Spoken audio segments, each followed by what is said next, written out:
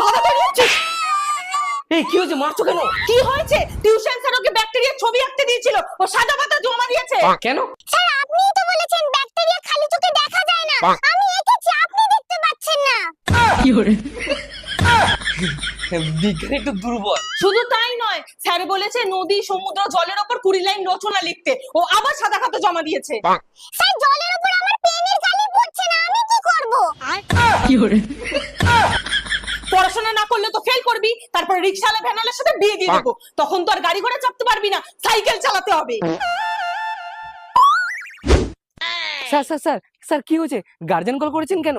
ক্ষমা করবেন, আপনার মেয়েদেরকে আমি পড়াতে পারবো না। আপনার মেয়েরা সবাইকে বলে বেড়াচ্ছে স্যার সাইকেল চালায়, স্যার নাকি ফেল করেছিল তাই। No, no, no, no. তুমি তো বলেছিলে যারা ফেল করে তারা সাইকেল রিকশা চালায়।